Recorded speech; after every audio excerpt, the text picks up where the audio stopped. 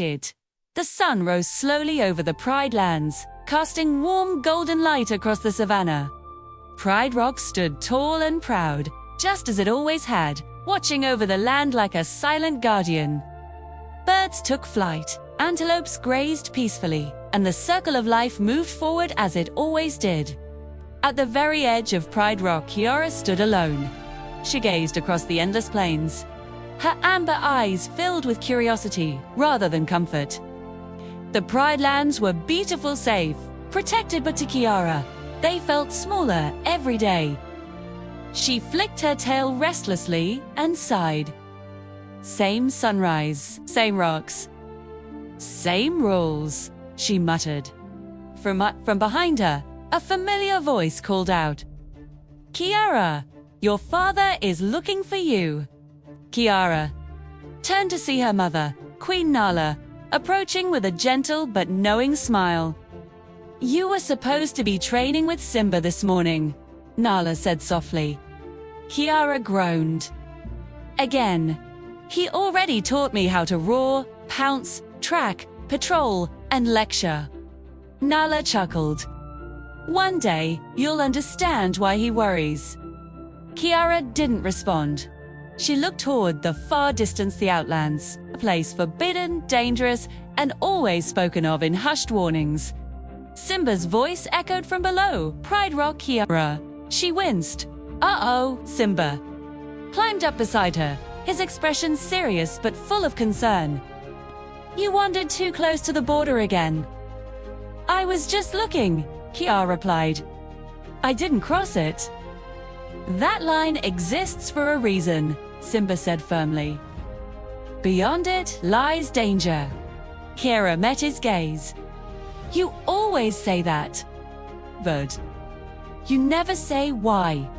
Simba's jaw tightened. Old memories flickered behind his eyes. Fire, betrayal, shadows of the past. "Some wounds don't heal easily," he said, "and some places should remain forgotten." Kiara opened her mouth to argue, but then she heard it. A low rumble.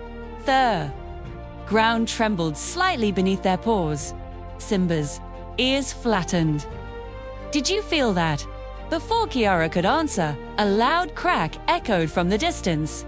A plume of dust rose near the borderlands. Simba growled, "Go back to Pride Rock." "Now!" Kiara hesitated. "But now," Simba commanded, reluctantly. Kiara turned and padded away, but her heart raced with curiosity. She disappeared behind the rock. Simba stared toward the Outlands with unease. Something had changed. Far beyond the Pride lands, where the land turned dark and the grass grew thin, a young lion stood. Alone among the shadows. Kovu, his dark mane fluttered in the hot wind as he stared toward the distant Pride Rock. His eyes burned with conflicted emotion, anger mixed with longing. "They live in sunlight," he muttered, "while we survive in dust." Behind him, a harsh voice echoed, "Don't forget why." Zira emerged from the shadows, her eyes sharp and unforgiving. "Okay, that land was stolen from us." Kovu lowered his head slightly. "I know." "Scar was betrayed," Zira hissed. "Thor. And the Pride lands were taken by Simba and his precious bloodline." Kovu clenched his paws. "But I never met Scar." Zira's eyes narrowed. "You were chosen to avenge him." She stepped closer. "You were chosen to destroy Simba." Kovu swallowed, and Zira froze. "What about her?" she asked coldly. Kovu hesitated. "She's Simba's daughter." "But she's not the enemy," Zira snarled. Careful, Kovu's sympathy is weakness. She turned away. "The time is coming. We'll cross the border. You will earn their trust. And when the moment is right," she smiled darkly, "you will finish what Scar started." Kovu looked toward the horizon again. In the distance, Pride Rock glowed under the sun. For reasons he couldn't explain, his heart felt heavy. Later that evening, Kiara slipped away from Pride Rock, her paws moving silently through the grass. The moon had risen, bathing the land in silver light. Against every rule she'd been given, she headed toward the forbidden border. "I just want answers," she whispered to herself. The land grew quiet, too quiet. Suddenly, the ground beneath her gave way.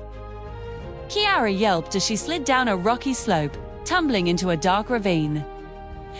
Dust filled the air as she landed hard at the bottom. "Ow!"